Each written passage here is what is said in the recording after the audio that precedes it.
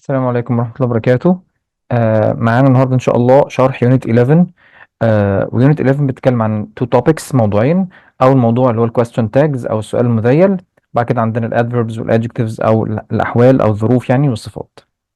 طيب، أول حاجة هنتكلم عن الكويستشن تاجز أو الأسئلة المذيلة، وهنتكلم فيها يعني إيه كويستشن تاج وبيتكون من إيه، والحالات الخاصة أو الحاجات المهمة اللي الموجودة فيه، وهنحل عليه كمان.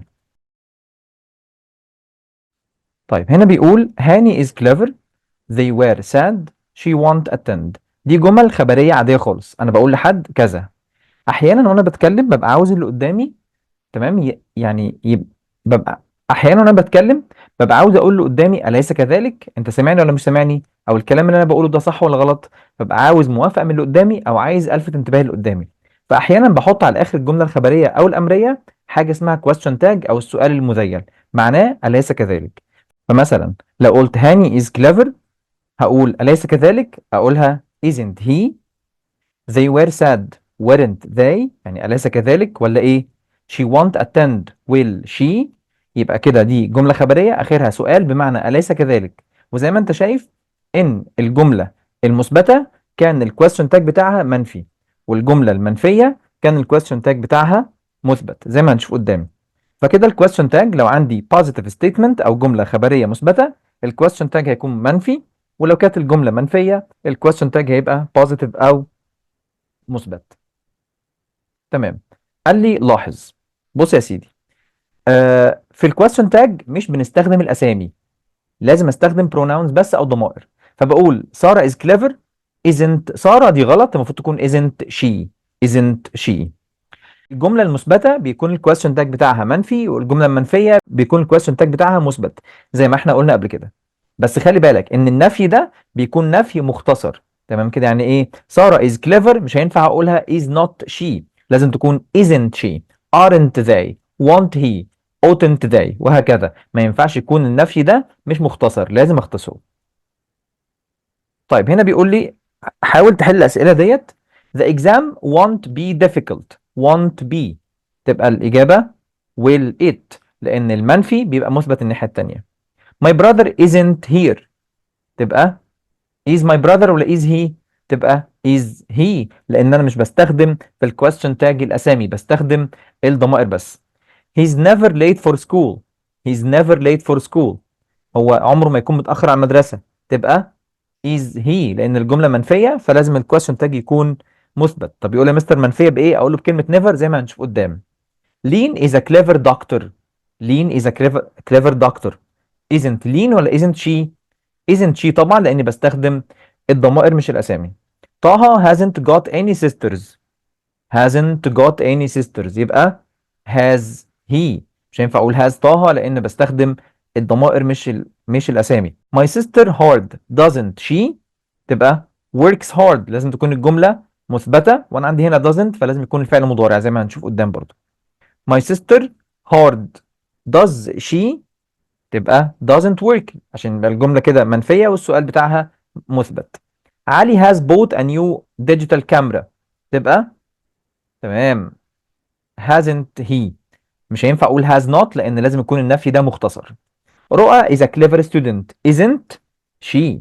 I did not arrive late did I. خلي بالك ان انا مش بحول الضمائر خالص، يعني I بتفضل I، you تفضل you، وهكذا. طيب، بعد كده بيقول لي الفورم بتاعي. خلي بالك معايا ان السؤال المذيل معتمد اعتماد كلي على الافعال المساعده، الهيلبنج فيربس زي am او is او are was were will would can could may might shall should ought ought to needn't must. الافعال دي لو موجوده بستخدمها زي القاعده. يعني ايه زي القاعده؟ يعني لو هي is not تبقى is الناحيه الثانيه، لو هي is تبقى isn't. لا يعني لو مثبته انفيها الناحيه الثانيه، ولو منفيه اثبتها الناحيه الثانيه. تمام، زي مثلا he can swim can't he. He can't swim can he. They should study shouldn't they. They shouldn't waste their time should they. They must study mustn't they. They could save their time couldn't they، وهكذا. يبقى الافعال دي لو موجوده بستخدمها في الكويستشن تاج. طب هنفترض بقى ان الافعال دي مش موجوده. قال لي خلي بالك معايا، عندك حاله من الثلاثه، يا اما الفعل عليه اس، يا اما الفعل مش عليه اس، يا اما الفعل عليه اي دي او تصريف تاني. تمام كده؟ يبقى لو الفعل عليه اس بستخدم does او doesn't يعني. اما لو الفعل ما عليهوش اس بيبقى don't. اما لو الفعل ماضي بستخدم didn't. فبيقول he likes English doesn't he، عشان في اس على الفعل يبقى ده present. they like English don't they. they liked English didn't they. يبقى she cooks well doesn't she عشان الفعل عليه اس. she cooked well فعل في الماضي يبقى didn't she. they cook well فعل في المضارع عادي معلوش اس ولا اي دي يبقى don't they. يبقى خلي بالك لو عندي افعال مساعده بستخدمها، ما عنديش افعال مساعده بستخدم do و does و did. طيب خلي بالك معايا من verb to have. فعل have ليه اكتر من حاله. قال لي بص يا سيدي، verb to have ده لو وراه اسم او وراه to المصدر بستخدم معاه do does و did في الكويستشن تاج عادي. have او has او had لو بعدها to الانفينيتيف او noun بستخدم معاها do does و did في الكويستشن تاج. يعني سارة has a car تبقى doesn't she. doesn't she. سارة has to study doesn't she. يبقى لو معايا verb to have موجود وراه اسم او وراه to المصدر يبقى كده بستخدم doesn't she. طب هنفترض بقى ان فيرب تو هاف ده وراه جوت او تصريف ثالث. قال لي لا، ساعتها يبقى فعل مساعد. فلو قلت ساره هاز جوت ا كار يبقى هازنت شي. ساره هاز بين كليفر هازنت شي. يبقى لو هاف او هاز او هاد وبعدهم جوت او تصريف ثالث بستخدم هافنت او هازنت او هادنت في الكويستشن تاج. نعيد تاني على الكلام دوت. بيقول هنا في الجمله they have a car. have a car وراها noun يبقى don't they. we had to study didn't we. يبقى لو بعدهم to المصدر او اسم يبقى do does و did. طب لو قال لي بقى he had bought a car تبقى hadn't he عشان ده فعل مساعد وراه تصريف ثالث. I had been here before 2020 hadn't I. يبقى لو وراها تصريف ثالث او got يبقى معانا ده فعل مساعد بستخدم haven't او hasn't او hadn't. طيب بالنسبة لكلمة need قال لي بص يا سيدي، need needs needed دي بستخدم معاها do does و did. فلو قلت they need a car تمام don't they. they needed to study didn't we needed to study didn't we. يبقى لو need needs او needed بعدهم to المصدر او noun برضو هستخدم do does و did. تمام كده؟ خلي بالك اما بقى لو كان needn't موجودة وراها مصدر أو needn't have التصريف الثالث هيبقى الكويستشن تاج بتاعها need he أو need I. needn't السؤال اللي معاها بيبقى need يبقى he needn't study need he. they needn't have bought all this bread need they. يبقى لو need موجودة كده وراها اسم أو to المصدر فعل عادي معناه يحتاج يبقى دي don't أو didn't أو doesn't. أما لو needn't have او needn't والمصدر بيبقى الكويستشن تاج بتاعها need عادي. طيب خلي بالك بقى في نقطة مهمة جدا الناس بتتلخبط فيها اللي هو استخدام الكونتراكشنز او الاختصارات زي مثلا الابوستروفي اس ممكن يكون اختصار is او اختصار has. فلاحظ معايا الجمل دي بيقول هنا he's doing his homework he is doing. فلو جه وراها ing يبقى دي اختصار ل is تبقى isn't he. he's a doctor يعني he is a doctor وراها اسم بمعنى يكون يبقى isn't he. she's at home يعني she is at home هي في البيت يبقى isn't she. it's made in Egypt يعني it is made in Egypt يعني passive في المضارع البسيط يبقى isn't it. يبقى لو وراها verb ing noun بمعنى يكون مكان او وقت مثلا او طول او الكلام ده كله يبقى دي معنى is. لو كانت في الباسيف في البريزنت سامبل برضو اختصارها يبقى is يبقى isn't it. اما لو جه وراها تصريف ثالث او got او كلمه بمعنى يمتلك يبقى دي اختصار has. فتعامل معاها بقى على اساس has. يعني مثلا he's been doing his homework يبقى hasn't he عشان ده اختصار has been doing his homework. he's got a car يعني he has got a car يبقى hasn't he. she's a TV at home يعني she has a TV عندها TV. فhas ده تمام كده يبقى هقولها doesn't she علشان has ده فعل اساسي وراه اسم. فتخلي بالك اختصار الابوستروفي اس هيبقى is ولا has. عندي برضو اختصار الابوستروفي دي ممكن تكون would او had. فقال لي خلي بالك لو وراها مصدر او وراها كلمة rather يبقى دي اختصار would. I'd like to leave now wouldn't I. I'd rather eat wouldn't I. يبقى لو وراها مصدر او وراها rather تبقى اختصار would. اما لو وراها تصريف ثالث او كلمة better يبقى دي اختصار had. He'd bought a car before 2020 hadn't he عشان وراها تصريف ثالث. you'd better study hadn't you. you had better يعني. بعد كده بيتكلم عن النفي.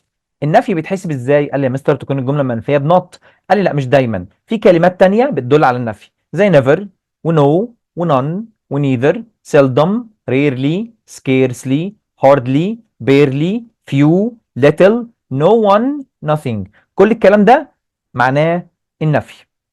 never طبعا في كلمات زي كلمه seldom معناها قلما، scarcely يعني نادرا، barely نادرا، few little من غير بتدل على النفي برضو. كل الكلام ده بيدل على النفي. فلو جه قال لي he never bought cola بقى did he، لان الجمله منفيه بnever. they have few pens they have few pens يبقى do they، عشان have هنا وراها noun يبقى الكويستشن تاج بتاعها بدو، يبقى they have few pens يبقى do they. يبقى لو عندي الكلمات دي هعتبر ان الجمله منفيه وهعمل الكويستشن تاج مثبت. تعالى معايا نحل بعض الاسئله. you hadn't met this man before the conference was held يبقى had you. they'd better leave early to go to their destination وراها better تبقى اختصار had تبقى طبعا الإجابة هتبقى hadn't علشان had better تبقى hadn't. كده منير hardly buys a newspaper طبعا hardly نفي تبقى does he. we a break between lessons have we يبقى الإجابة haven't had لأن have منفية تبقى have الناحية التانية، ولازم طبعا تكون فعل مساعد علشان أقدر أستخدمها في الكويستشن تاج. his few friends يعني has تبقى الإجابة بتاعتها doesn't he. his few friends هو مش قصده he is، لا he has، طبعا ده فعل أساسي يبقى doesn't. بعد كده بيقول he's no time to carry out all the tasks طبعا has no time في has والجملة منفية بنو فتبقى الإجابة does he. we take exercise to keep fit don't we تمام. we we don't eat much to keep fit تبقى do we. a lion eats meat تبقى doesn't eat ومش هينفع اقولها does not عشان لازم يكون اجابه مختصره. a lion doesn't eat grass تبقى does eat. the girl ate fish for lunch تبقى didn't she. the girl didn't eat cheese for lunch did she. ابراهيم in the office wasn't he يبقى was. طيب نخلي بالنا برضو الحاجات اللي جايه دي. بيقول هنا ان لو عندي الضمائر someone و no one و everybody و everyone واي حاجه فيها one و body no one nobody everyone everybody الكلام ده كله بياخد فعل مفرد لكن بعوض عنه في الكويستشن تاج بضمير جمع. فلو قلت someone is waiting تبقى aren't they. no one is there تبقى are they. واحد يقول لي مستر في الاولانيه قلتها aren't الثانيه are ليه؟ هقول لك عشان الثانيه الجمله منفيه بنو one تبقى are they. تاني لو قلت everyone arrived late arrived تبقى didn't they. somebody wants a pen يبقى don't they. تمام كده يبقى هم بياخدوا فعل مفرد ايوه ولكن بعوض عنهم بضمير جمع. طيب افرض بقى انا لقيت كلمه زي كلمه something و everything والكلام ده قال لي لا ده يعتبر عادي خالص هتعوض عنه بإت مش هتغير حاجه الا انت تغير الضمير بس. something is happening تبقى isn't it. nothing is there is it is it. everything changed didn't it. something has an effect on you doesn't it. تمام كده فتخلي بالك ان everything و something بتتحول ل it في الكويستشن تاج. طيب خلي بالك ان كلمه this و that و these و those و their ليهم حالات خاصه. this و that بعوض عنهم بإت او هي او she على حسب المشار اليه. فلو قلت this is my car تبقى isn't it عشان بتكلم على الكار. this is my friend علي isn't he عشان بتكلم على علي. that is my sister isn't she عشان بتكلم على اختي. that was my brother's car ويبقى wasn't it علشان بتكلم عن العربيه. يبقى مع that و this هنحول الضمير he و she و it على حسب المشار اليه. اما these و those بتبقى دايما جمع نعوض عنها ب they. these are my cats aren't they.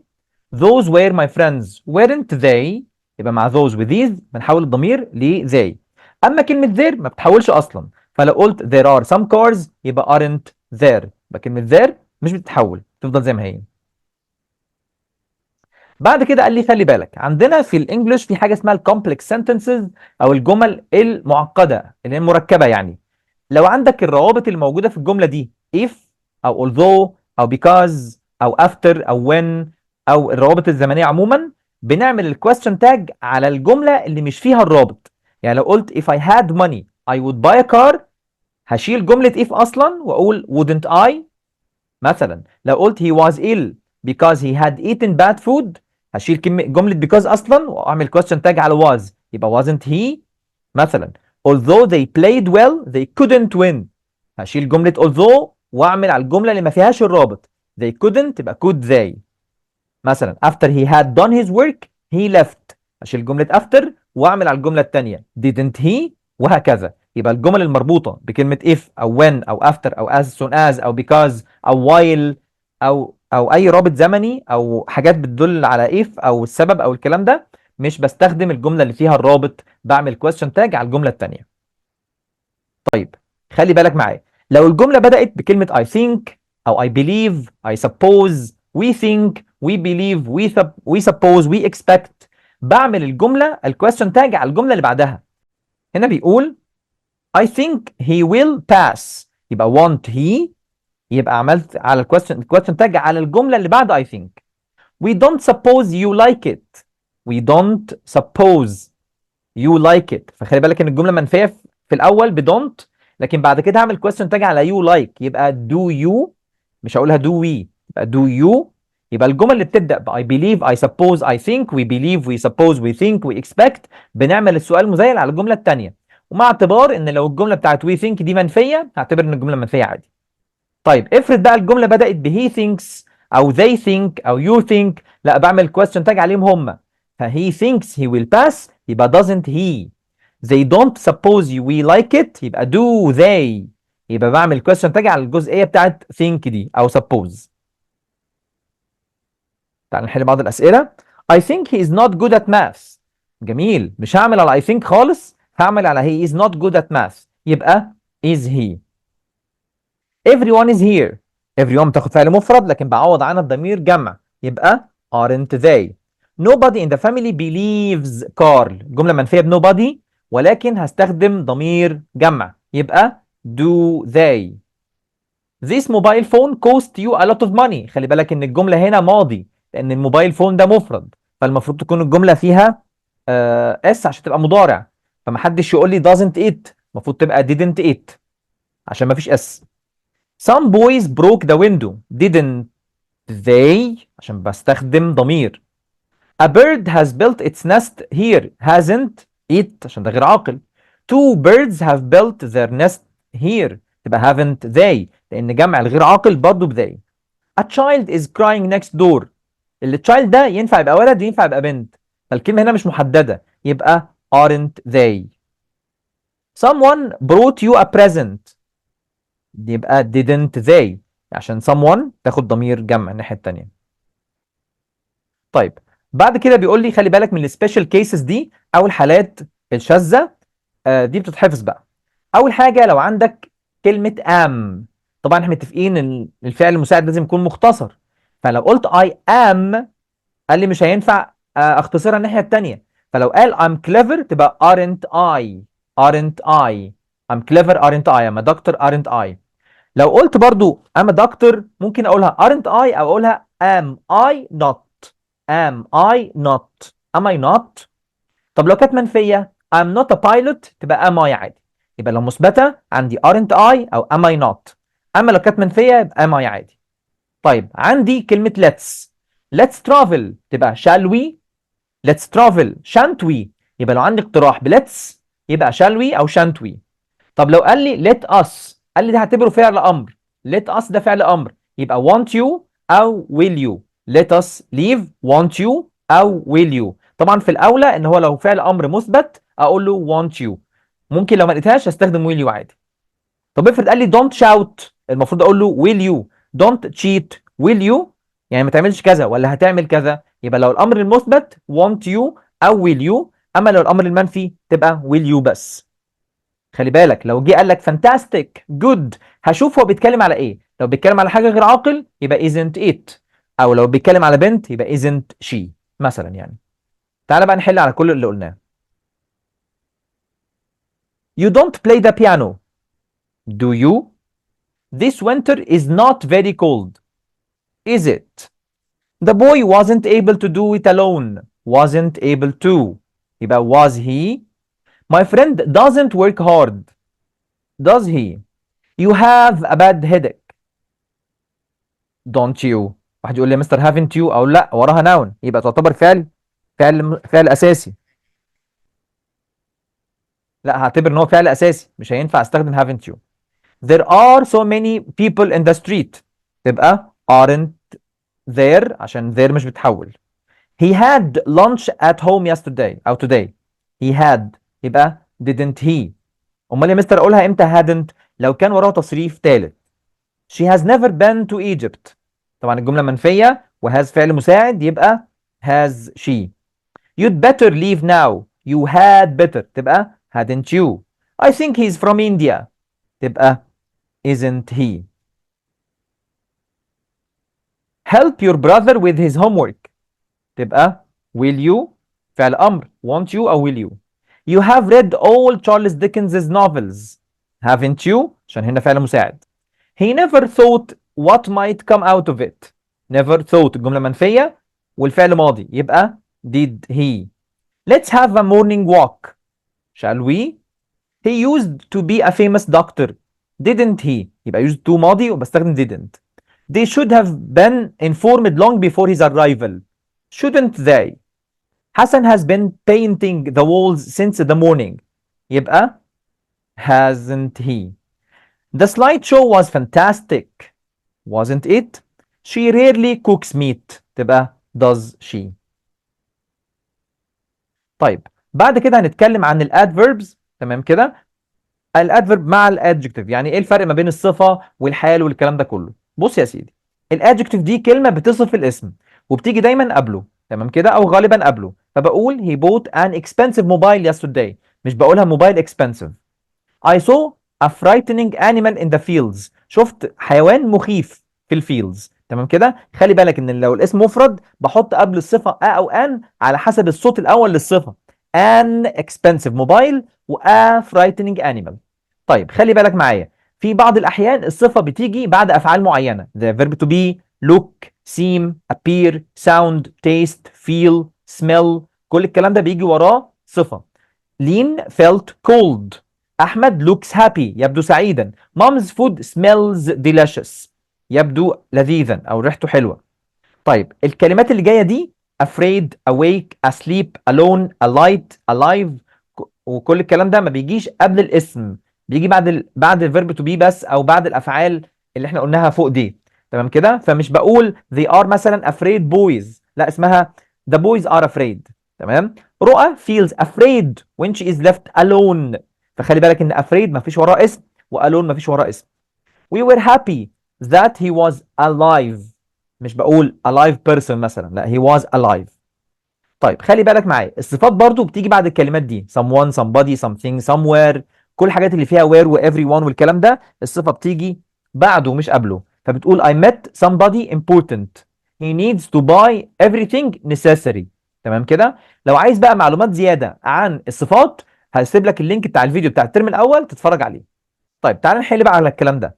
بيقول هنا مريم is a تمام tall girl.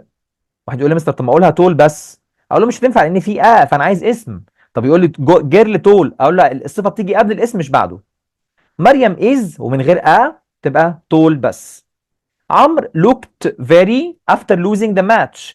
كان شكله غضبان بدا عليه الغضب يبقى looked angry.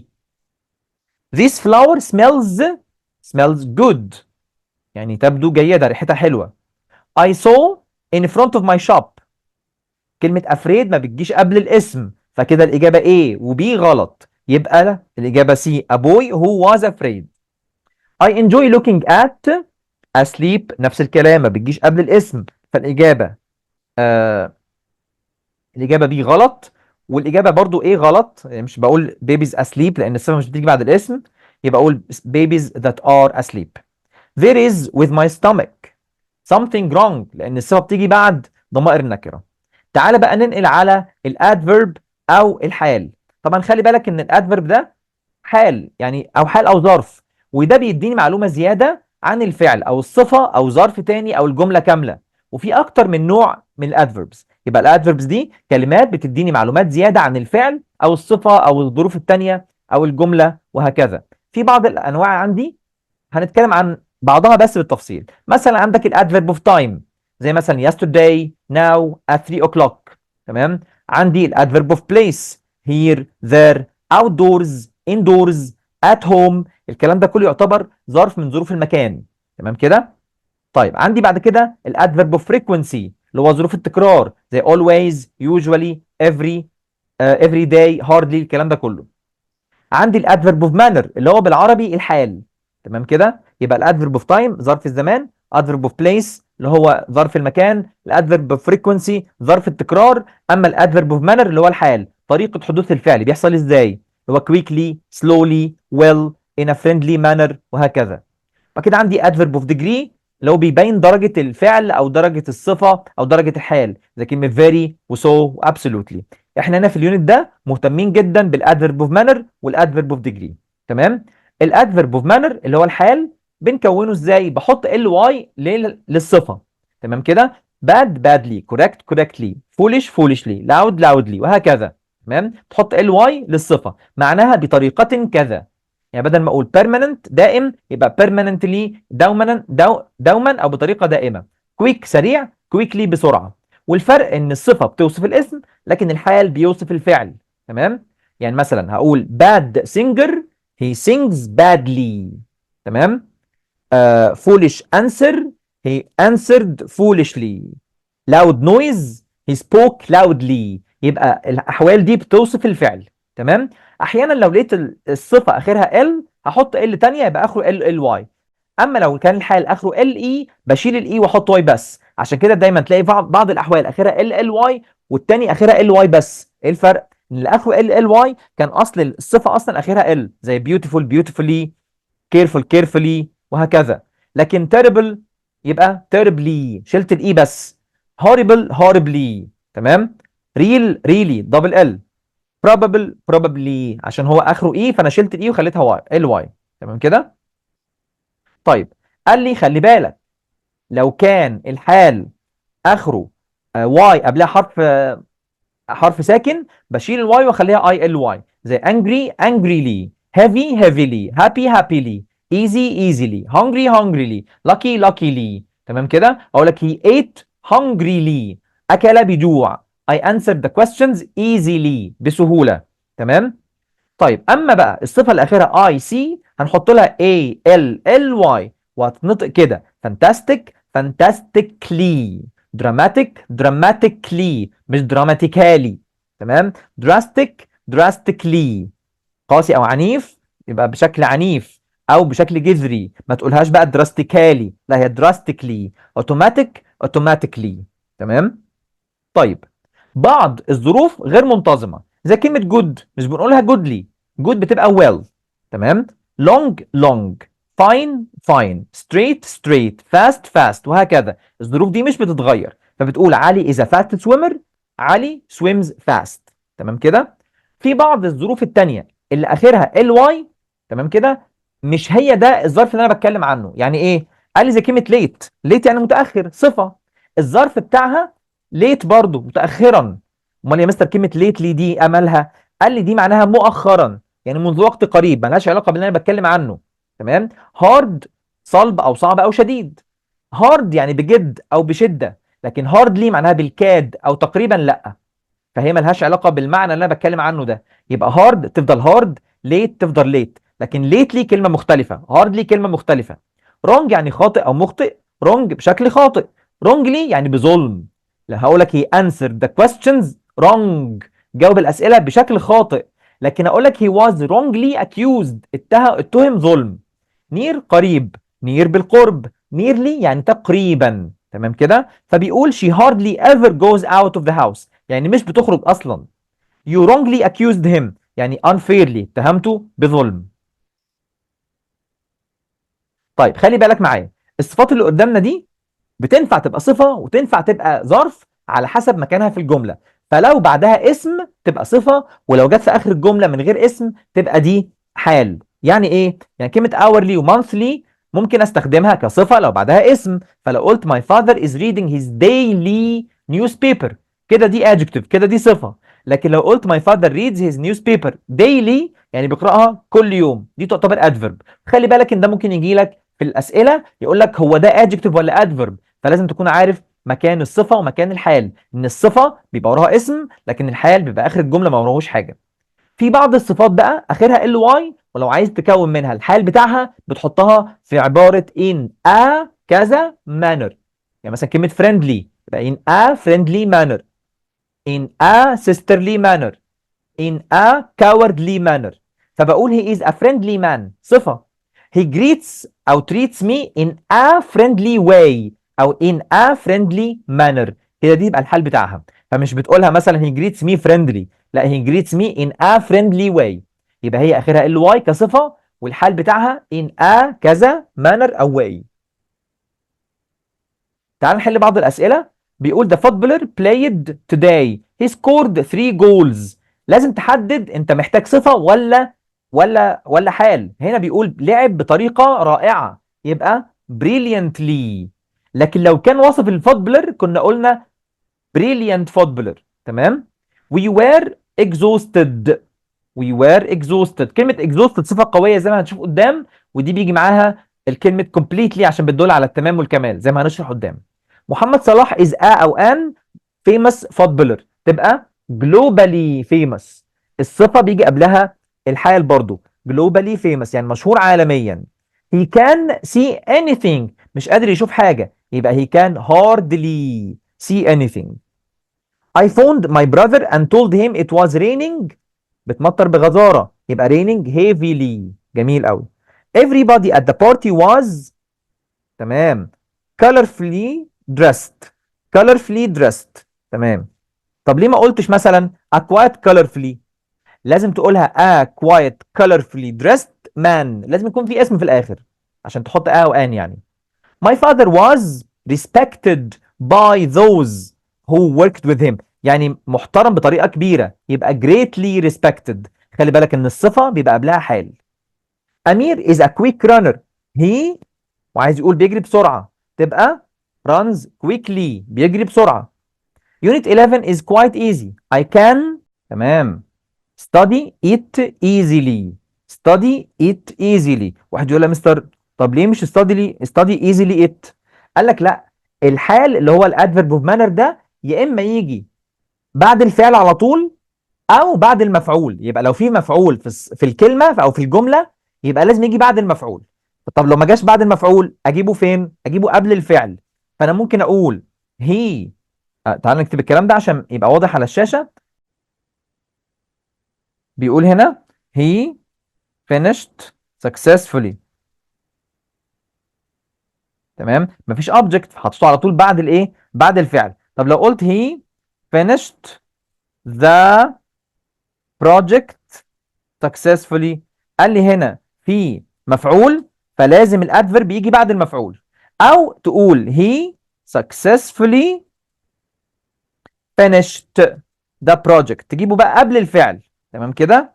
يبقى لو عندي adverb بتاع المانر ده وعندي object يجي بعد الاوبجكت او قبل الفعل، لكن ما يجيش في النص، ما يفصلش ما بين الفعل والمفعول. تمام كده. طيب بعد كده بيقول he played the match very so he lost it. ينفع اقول very well؟ قال لي لا، very badly، لعب بطريقه سيئه جدا. تمام كده. طيب بعد كده بيقول لي خلي بالك دي اخر حاجه معانا النهارده، اللي هو عندي نوعين من الادجكتيفز. الادجكتيف النورمال، الادجكتيف الطبيعيه اللي هي بتتحط في ديجريز كتيره، او جريدبل ادجكتيف صفه ضعيفه. ينفع اقول مثلا الدنيا حر، حر قوي، حر لا، حر كتير، الكلام ده. تمام كده. فقال لي الصفات اللي زي دي زي هوت وتايرد وكولد وانجري واولد بيجي قبلها صفات، دي صفات عاديه، فيجي قبلها ظرف درجه عادي خالص زي a little a bit rather quiet very really extremely والكلام ده كله. فتقول the weather is very hot I'm extremely tired.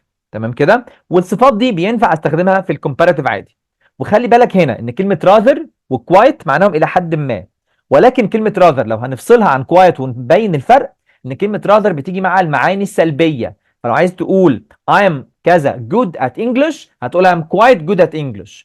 لكن I'm space bad at كذا هتقول I'm rather bad.